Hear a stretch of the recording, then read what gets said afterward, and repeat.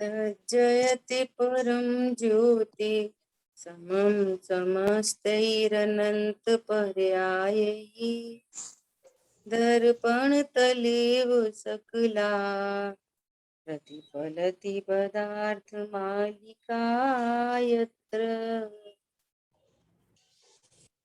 उषा सिद्धि उपाय ग्रंथ और श्लोक नंबर 212 से 214 तक है ना। 212 to 214 पर अपनी चर्चा चल रही है। विषय चल रहा है रत्नत्रय बंध का कारण नहीं और राग बंध का कारण है।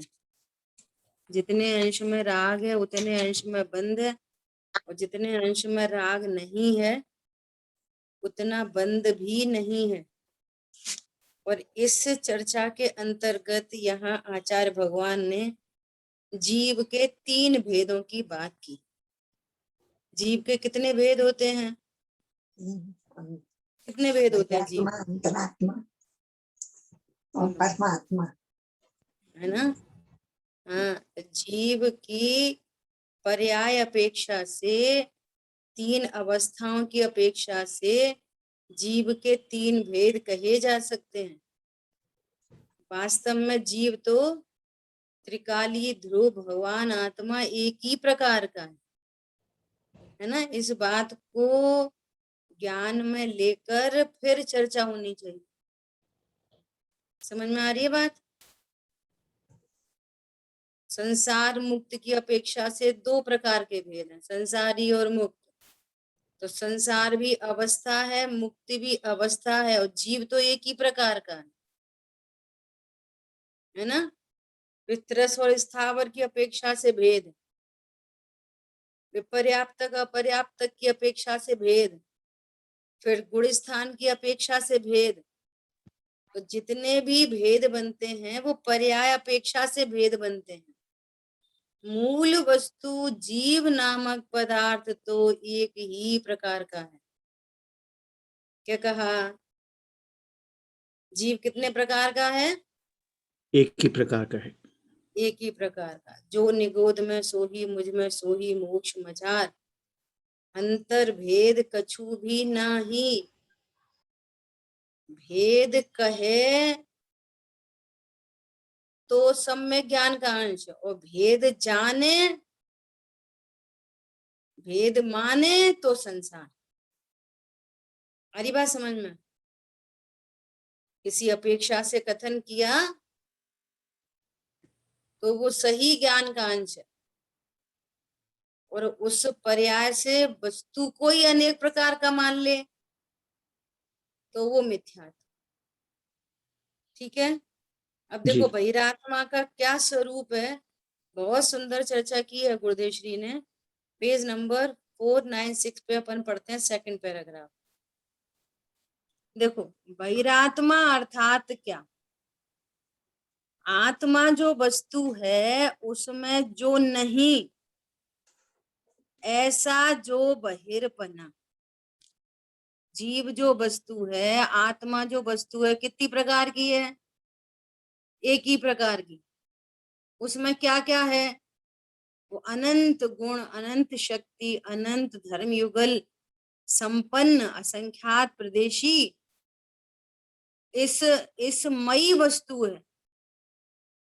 आत्मा में क्या है कि आत्मा में ज्ञान दर्शन, और जो आत्मा में नहीं, ऐसे पुण्य और पाप, दया दान राग द्वेष, ये तो सब हो गए जीव की विशेष पर्याय। जीव में उत्पन्न होने वाली विकारी पर्याय, शरीर वाणी कर्म, ये तो भिन्न द्रव्य हो गए। शरीर वाणी कर्म ये तो द्रव्य भिन्न है ना। और उनको यह मैं हूं मेरे में है, ऐसी बहिर्दृष्टि, तो ऐसा बहिर्ज्ञान, ऐसा बहिर्दृष्टि, और बहिर में ही स्थिर ऐसे अज्ञान मोह राग द्वेष की जो पर्याय हैं, ये बहिरात्मा है। और इनसे अभेद करके पूरी आत्मा को बहिरात्मा कहते हैं। क्या बोल रहे हैं? एक आत्मा ज्ञायक मूर्ति शुद्ध चैतन्य के अतिरिक्त जितना पुण्य पाप का विकल्प, तीर्थंकर गोत्र का भाव, परंतु वह तो सम्यक्ति को होता है, तथापि वह स्वयं माने नहीं। देखो, परिणाम उत्पन्न होते हैं अप्रत्याख्यान प्रत्याख्यान संजुलन संबंधी, वे परिणाम तो उत्पन्न होते हैं। जब तक वीतरागता की पूर्णता नहीं होती तब तक ऐसे राग भाव होते हैं, है ना। परंतु उनको यह नहीं मानता कि मैं हूं। क्या बोले? तथापि वह स्वयं माने नहीं, परंतु इससे पहले कोई भी शुभ अशुभ भाव, कर्म, शरीर आदि वे आत्मा में नहीं है। आत्मा में अर्थात मुझ में तो ज्ञान, दर्शन, आनंद है। मेरे में क्या क्या है?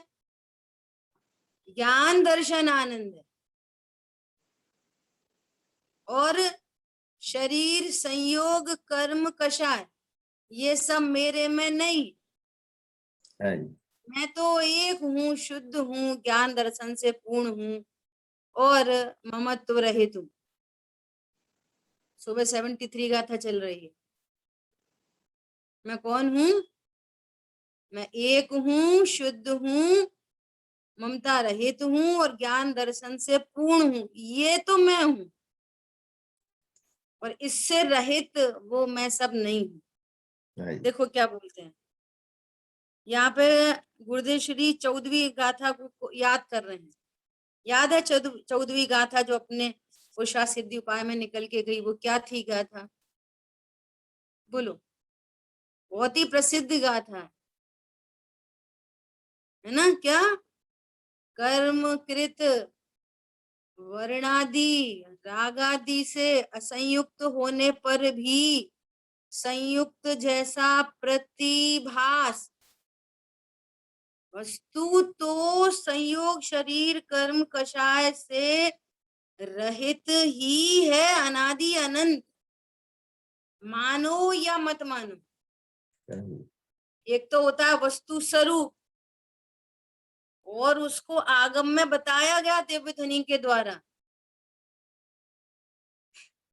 और हमारा ज्ञान भी युक्ति से लॉजिकली इस बात को समझ रहा है,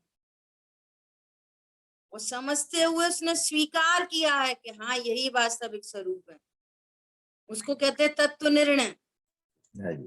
निर्णय, प्रमाण और फिर स्वानुभव प्रमाण, ये पूरी विधि है। और मत जानो, नहीं जानो तो मत जानो, नहीं जानोगे तो अज्ञान मोह राग द्वेष दुख कर्म का बंधन।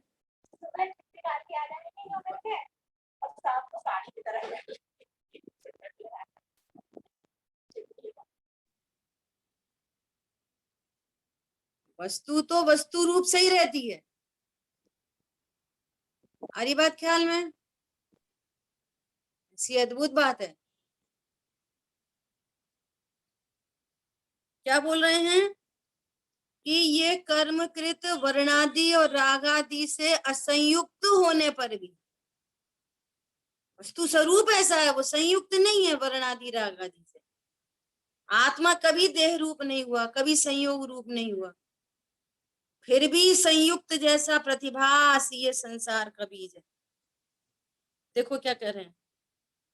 इस प्रकार यह आत्मा कर्मकृत नाना प्रकार के भावों से संयुक्त नहीं है। पुण्य पाप विकल्प, पुण्य पाप विकल्प है ना, ये तो राग आदि, और शरीर वाणी से रहित, शरीर वाणी से सहित नहीं है, परंतु दो तत्व भिन्न हैं। वे सहित कहाँ से होंगे?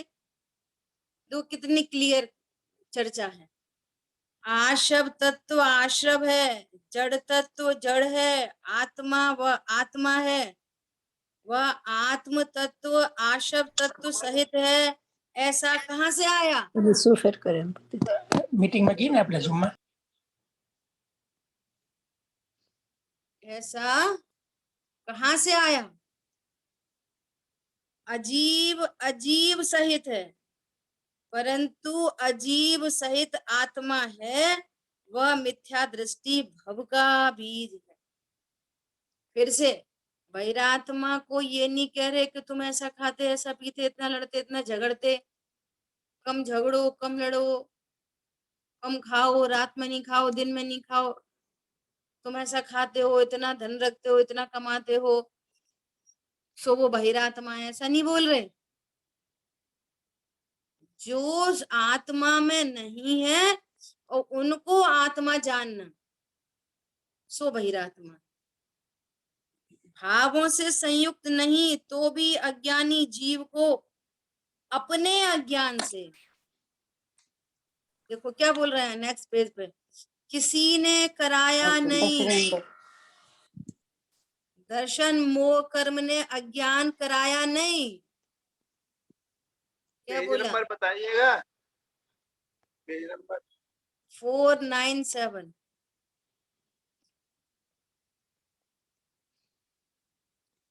क्या बोला? दर्शन मोह कर्म ने अज्ञान कराया नहीं, अपने ही अज्ञान से। ये अज्ञान है तो दर्शन मोहिनी स्टैंड है। दर्शन मोहिनी कर्म अज्ञान कराता है, ऐसा उपचार से कथन भले किया जाता है, पर एक द्रव्य दूसरे द्रव्य को परिणमन कराए, ये तो व्यवस्था ही नहीं है जैन शासन में। जैन शासन में मतलब पूरे विश्व में ये वस्तु स्वरूप नहीं।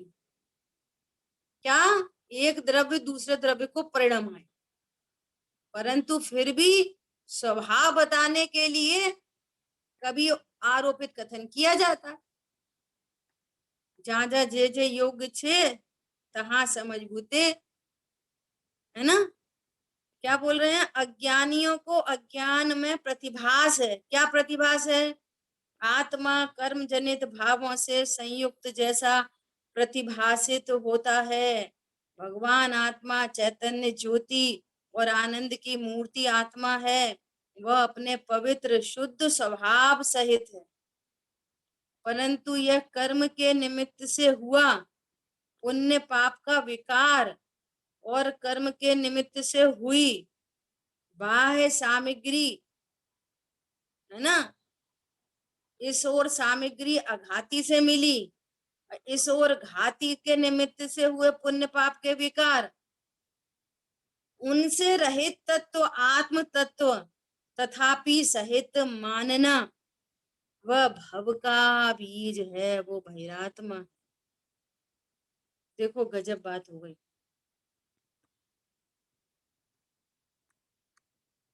पुण्य पाप के भाव होना वो संसार का बीज नहीं।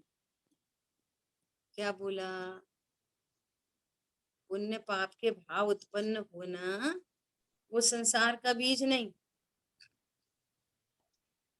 शरीर का संयोग होना वो संसार का बीज नहीं। स्त्री पुत्रादि का होना वो संसार का बीज नहीं। इन्हें आत्मा जानना संसार का बीज है। क्या बोला? स्त्री पुत्रादिक होना वो संसार का बीज नहीं है।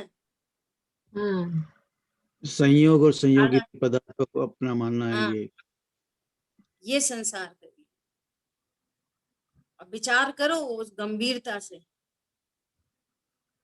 अब देखो, खूब जनवाणी पढ़े, दूसरों को पढ़ाएं, बाहर में बहुत संयम आदि भी रखें, जैसा जैन शासन में रात्रि भोजन आदि अभक्ष आदि के त्याग की बात है, अनछन पानी की बात है, सदाचार पालें, लेकिन प्रतिभास यही है कि मैं स्त्री हूँ, मैं पुरुष हूँ, मैं पत्नी बच्चों वाला हूँ, मैं मुमुक्षु हूँ, मैं जैन हूँ।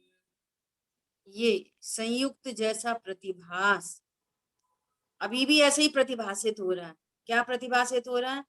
अरे फालतू में क्रोध हो गया, अरे कैसा क्रोध किया, अरे इससे तो कर्म बंधेगा। और समझ में आ रहा है? संयुक्त जैसा प्रतिभास। अब थोड़े ग्रंथ पढ़े हों, ज्यादा पढ़े हों, आपका बाहर में सदाचार कम हो ज्यादा हो, लेकिन ये प्रतिभास मिट जाए।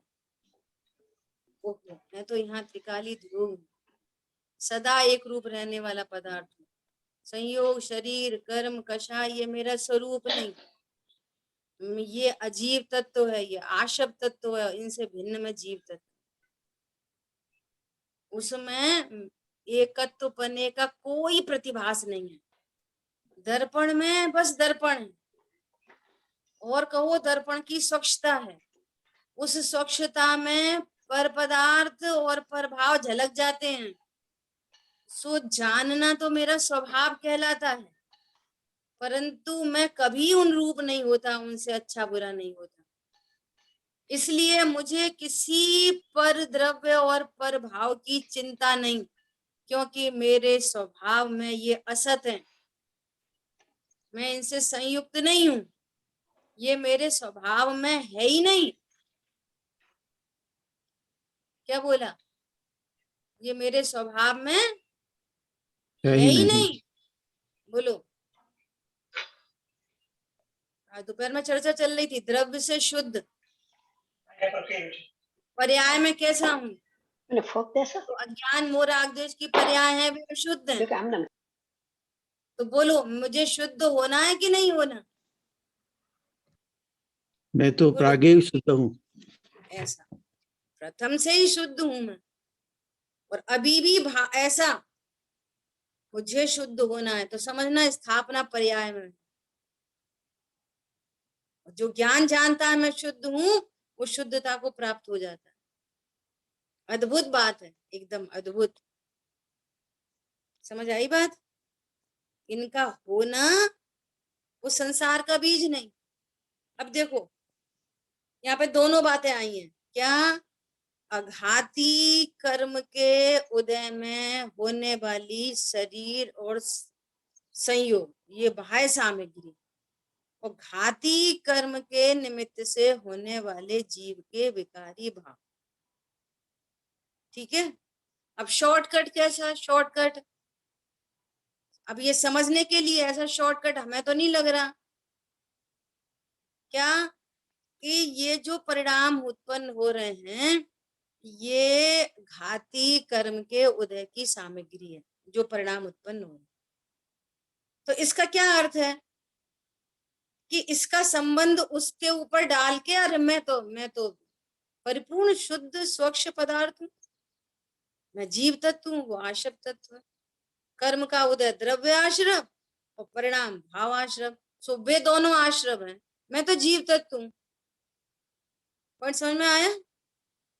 हाँ जी दीदी। अब वहां से, बहुत सुंदर दीदी। हाँ, वहां से दृष्टि हटके स्वभाव सन्मुख हो।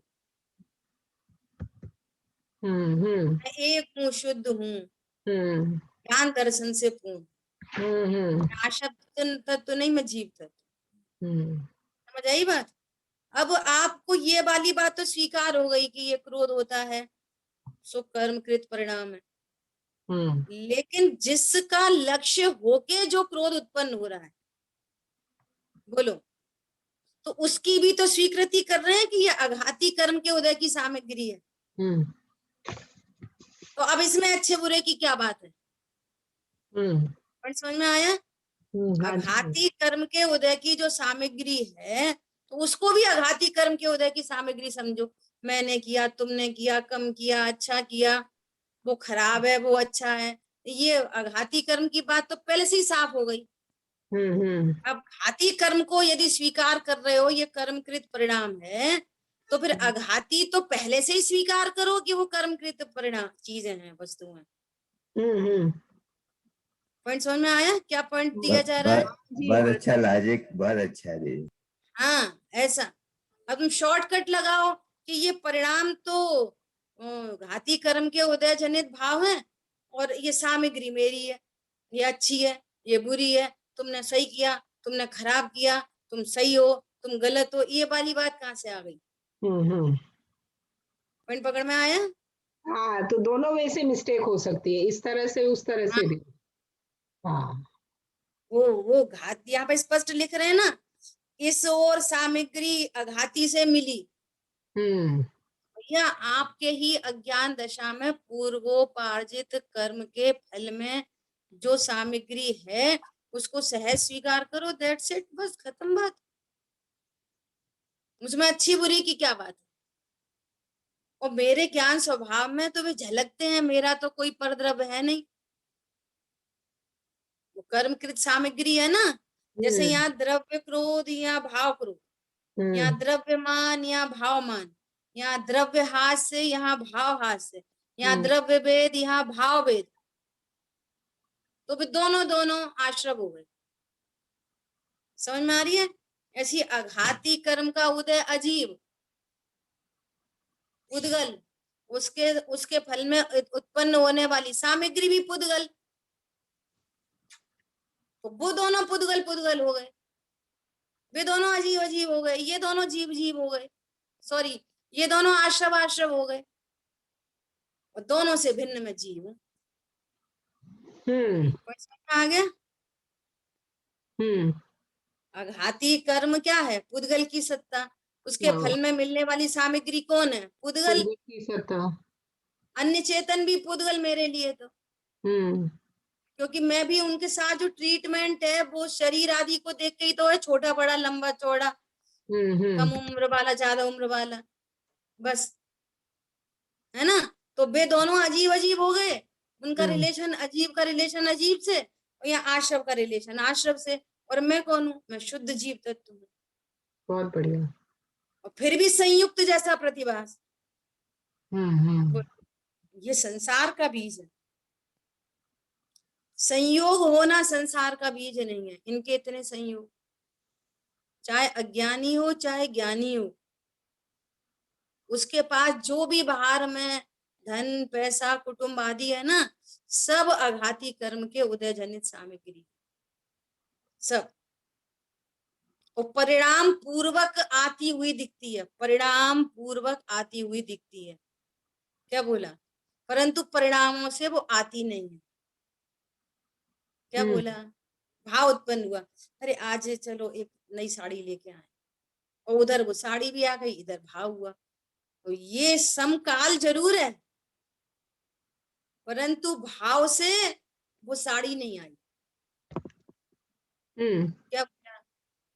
वो अघाती कर्म के उदय जनित सामग्री है, ये घाती कर्म के उदय जनित सामग्री है, और दोनों से भिन्न में भगवान आते हैं।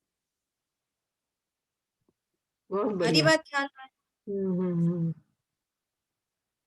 हमें आपको दुखी करने का भाव उत्पन्न हुआ है ना, कि हम तो आज इनको डांट के रहेंगे, ऐसा, तो ये भाव उत्पन्न हुआ, और सामने वाले को, चलो हिंसा का लगा लो, किसी सामने वाले को गोली मारने का भाव हुआ, है ना, और तो हमारे विकल्प से वो मरेगा कि नहीं मरेगा? वो अपने आयु कर्म से रहेगा, जिएगा, मरेगा, जो कुछ भी। पर समझ में आया? देखो लोक में भी, बाहर में लोक में भी, एक ने गोली चलाई और वो मरा नहीं, वो भले नहीं मरे तो भी पुलिस पकड़ती है।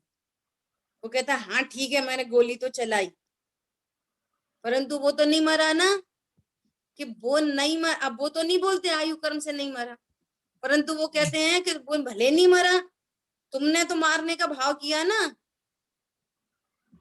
चलो जेल में। हरी बात ख्याल में? तो यहाँ परिणामों से परद्रव्य में कुछ नहीं होता, परद्रव्य में जो कुछ है वो अघाती कर्म की सामग्री है, और यहाँ जो परिणाम उत्पन्न हो रहे हैं वो घाती कर्म के उदय की सामग्री है, और मैं दोनों से भिन्न भगवान आत्मा हूं, दोनों से असंयुक्त। बहुत बढ़िया। ऐसा देखो क्या बोल रहे हैं, अज्ञानी जीवों को वो संयुक्त न होने पर भी, आप कल्पना करो, मतलब कि जैसे आज समझो कि आज अपन बिल्कुल सबसे पहली बार अपन स्वाध्याय कर रहे हैं, आज से पहले कुछ नहीं सुना, बहुत बार सुना है तब तो फिर कोई बात ही नहीं है ना, और आज ही अपन इस बात को पढ़ रहे हैं, तो इसमें की स्वीकृति में क्या प्रॉब्लम? बोलो। बाहर में जो कुछ है वो घाती कर्म के उदय की सामग्री है, यहाँ जो है सो घाती कर्म के उदय की सामग्री, इनसे भिन्न में शुद्धात्मा हूँ। इस बात की स्वीकृति में क्या प्रॉब्लम है? लॉजिक समझ में आ जाए ना दीदी तो कोई प्रॉब्लम नहीं है। वो आज आर्ग्यू आ गया करने ना, लगे। तो आज आ गया कि नहीं आ गया? आज समझो वेरी फर्स्ट टाइम आज आ गया, बिल्कुल आ गया। आ गया। आ गया ना, तो अब इसकी स्वीकृति में तो कोई प्रॉब्लम नहीं है, नहीं एकदम नहीं है। एकदम नहीं है। मतलब इसको यदि हम सरलता से रखें और सरलता से स्वीकार कर लें, अपने स्वभाव को स्वीकार कर लें, तो बोलो कितने आनंद की बात है। इसमें दिक्कत तो कहीं से कहीं तक नहीं है, परंतु वो भी इस बात में तो भी कितनी दिव्यता है। अभी पहली बार किसी को, ये वाली बात तो मैं बहुत बार दोहराती हूँ, पहली बार यदि किसी को आप 8 कर्मों के नाम बताओ, तो 8 कर्म के नाम लिख लेगा, याद कर लेगा, सुना देगा। क्या दिक्कत आ रही है? अब इतनी सी बात है कि अघाती कर्म के उदय में ये सामग्री, घाती कर्म के उदय की ये सामग्री, दोनों से भिन्न में असंयुक्त त्रिकाली ध्रुव भगवान आत्मा। बोलो, तब क्या बोलेंगे? देखो अपने ही रास्ते में कैसे रोड़े अटकाते हैं, है ना? वो शिव पथ में कंटक बोते हैं, ऐसी पूजन की लाइन है ना, हाँ हाँ। है ना? कैसे? ऐसे थोड़ी, ये तो थ्योरी है, तो प्रैक्टिकल हो, ऐसे थोड़ी। तो 8 कर्म के नाम में तो कोई नहीं बोलता ऐसे थोड़ी, ये तो थ्योरी है, प्रैक्टिकल है। फिर तो कर्म तो दिखते भी नहीं है, इनकी तो भाव वासना होती है। बोलो, ज्ञानावणी कर्म को दिखता है? नहीं दिखता। क्या अंतराय दिखता है? वही सच लेकिन ये नहीं। सामग्री जो अनुकूल प्रतिकूल सामग्री जिसे कहते हैं, उनमें हमारी बिल्कुल नहीं चलती, ये तो प्रत्यक्ष भाषित होता है। इसमें कौन सी बड़ी बात है? दिखती प्रत्यक्ष है। भाषित होता, भले ही ये कितनी दुर्लभता है इस तत्व ज्ञान की, भले प्रत्यक्ष दिखता है कि इनमें हमारी नहीं चलती, तो भी ज्ञान वहां से हटके, अरे ये पूर्वपाजित कर्म के उदय की सामग्री है, वो ज्ञान उधर से हटके स्वभाव सन्मुख, इनमें मेरी चलती नहीं, चलाने की जरूरत भी नहीं। बोलो, कितनी दिव्यता है। बोलो, इसलिए इसको अनंत पुरुषार्थ कहते हैं। कितना पुरुषार्थ है? अनंत पुरुषार्थ है, ये एकमात्र पुरुषार्थ है, कर्तृत्व बुद्धि छोड़ना एकमात्र। नहीं चाहता। बोलो, फिर again try, again try, again try. अरे डोंट ट्राई अगेन, उसको उसके हवाले छोड़कर, अघाती कर्म के उदय के ऊपर छोड़कर, ओहो इनसे मैं असंयुक्त हूँ। असंयुक्त हूँ मतलब इनसे मुझे कोई लाभ हानि नहीं हो सकती, हो ही नहीं सकती। हाँ दीदी। मेरी बात समझ में? दीदी फिर भी वहाँ भावों में उत्पन्न होने वाले राग और द्वेष, और उनमें भी मेरी नहीं चलती, राइट, साथ साथ में। देखो, आज ऐसे मेरे को दो दो ऐसे विचार आए, इसको शेयर करने का मन। क्या?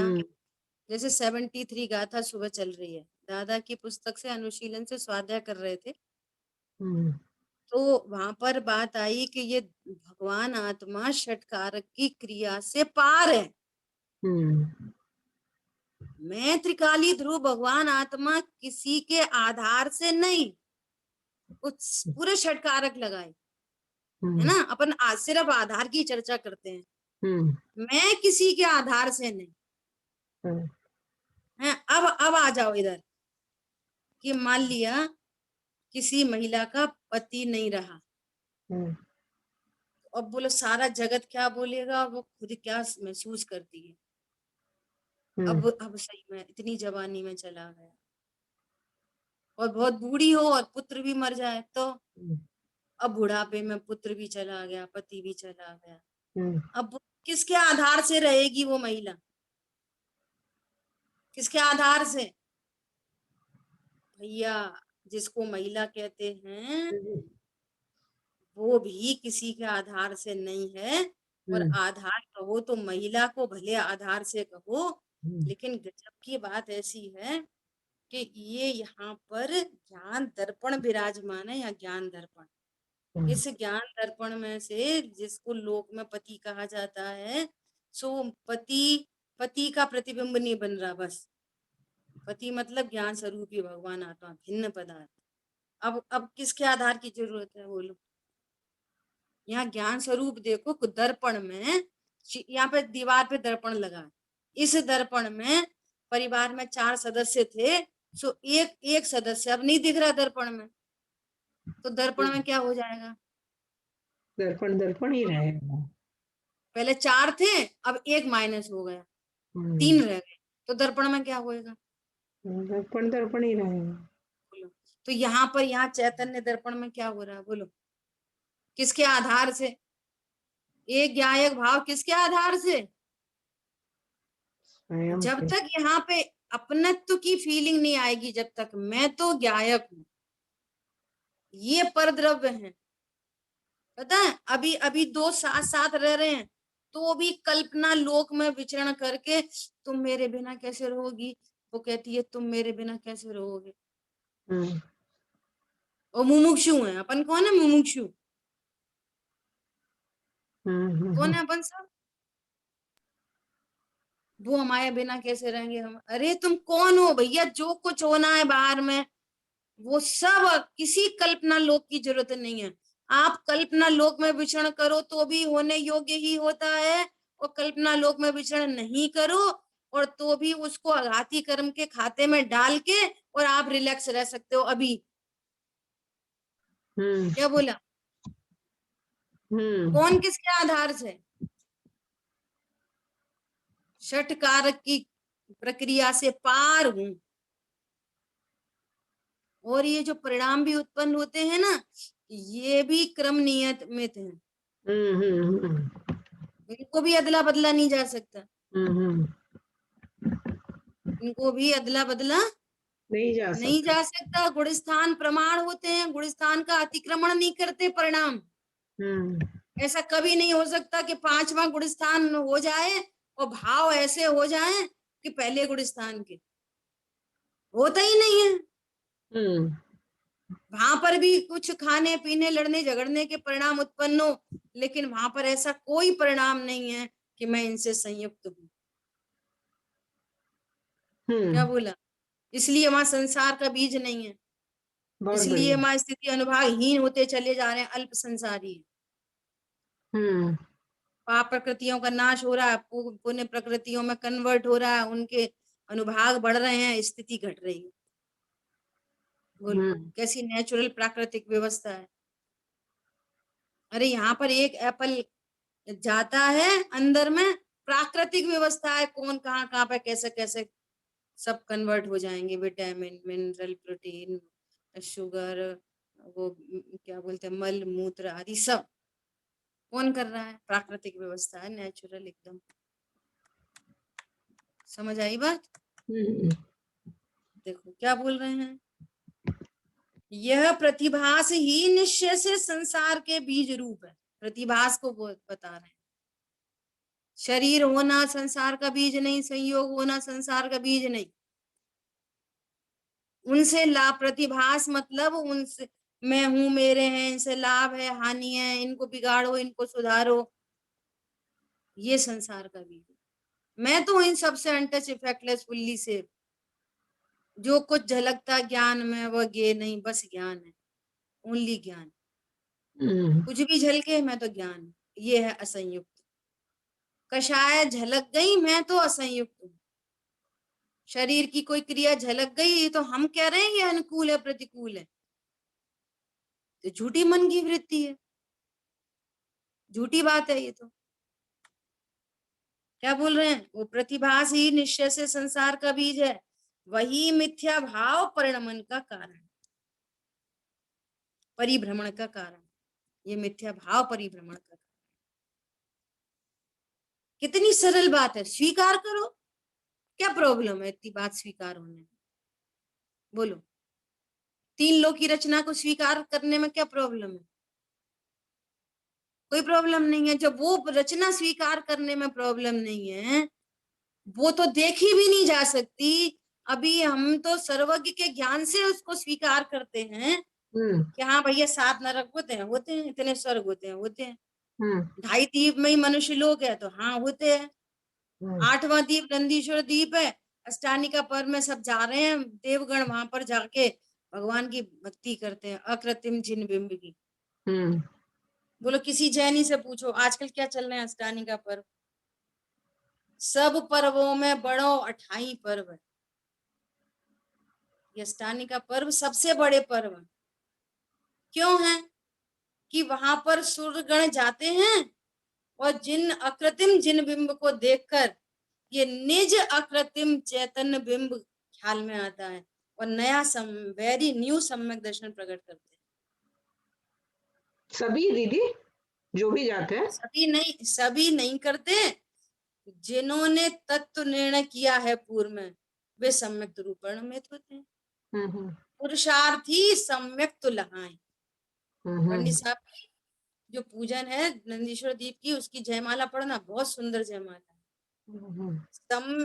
पुरुषार्थी सम्यक तुलहाएं, ये पुरुषार्थ है। घाती कर्म के उदय की सामग्री और घाती कर्म के उदय की सामग्री से अपने को भिन्न जानना, ये पुरुषार्थ है। तो जिन्होंने पुरुषार्थ किया वो सम्यक को प्रकट करते हैं,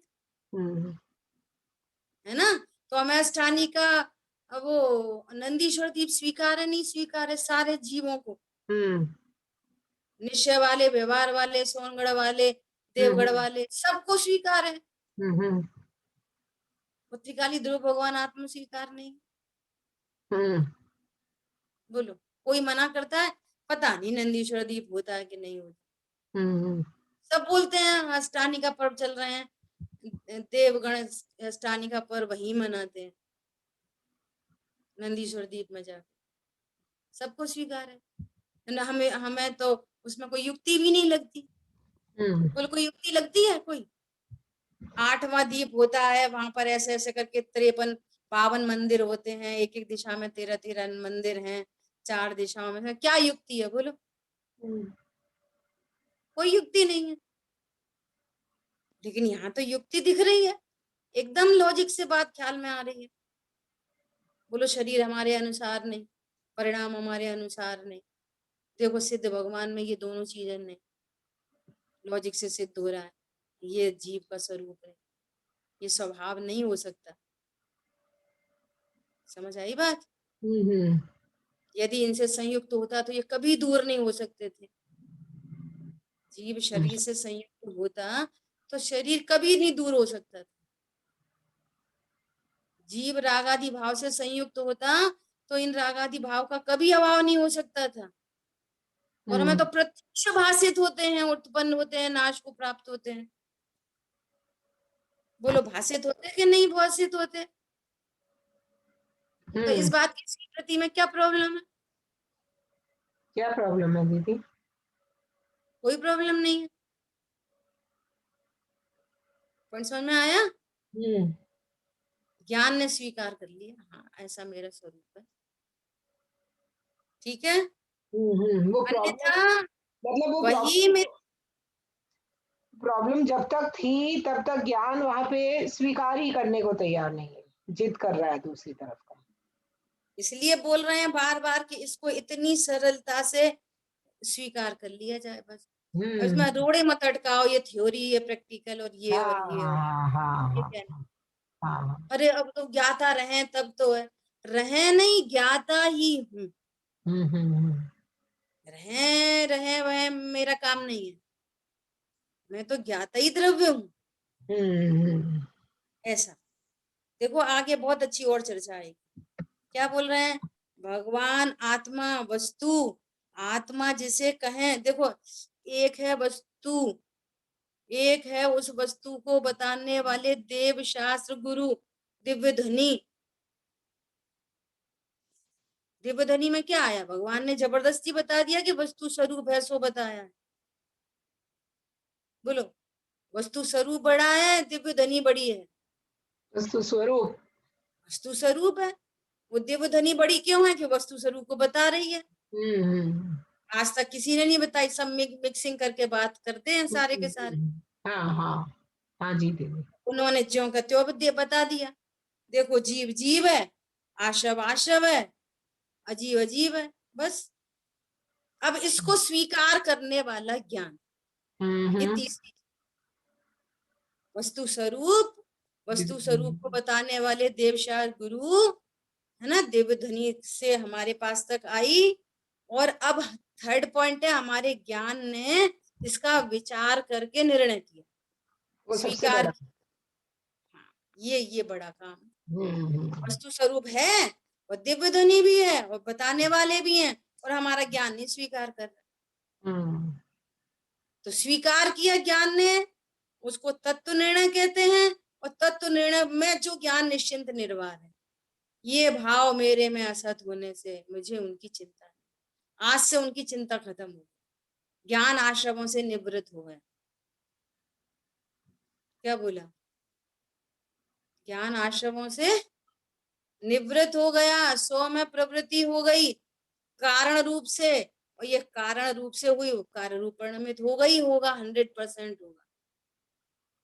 बोलो, ऐसा शुद्ध ज्ञान केवल ज्ञान को लेके आएगा, तो ये भेद विज्ञान सम्यक दर्शन को लेके नहीं आएगा। बोलो, जरूर लेके आए। क्या बोल रहे हैं? आत्मा, वस्तु आत्मा जिसे कहें, वह तो ज्ञान दर्शन आनंद आदि स्वभाव रूप है। और पुण्य पाप के भाव कहें, वे तो आशव तत्व हैं। शुभ और अशुभ भाव वह आशव तत्व है। और कर्म शरीर वह अजीब तत्व है। अब वह अजीब अजीब में है। शिकंजी में 4 चीजें हैं, पानी पानी में है, नमक नमक में है, नींबू नींबू में है, चीनी चीनी में है। क्या प्रॉब्लम? एक क्षेत्र आपका संबंध कह रहे हैं आकाश द्रव्य की सापेक्षता में, लेकिन चीनी अपने स्व क्षेत्र में है, आत्मा आत्मा में है, अजीब अजीब में है, सब अपने अपने स्व क्षेत्र में है। आश्रव आश्रव में है, आत्मा आत्मा में है। तथापि उस आत्मा को उनसे रहित होने पर भी,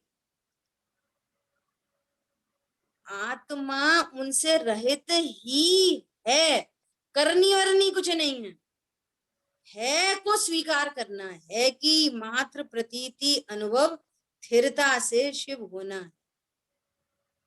पहली बार जाना सो ज्ञान, और जानते ही रह गए सो ध्यान।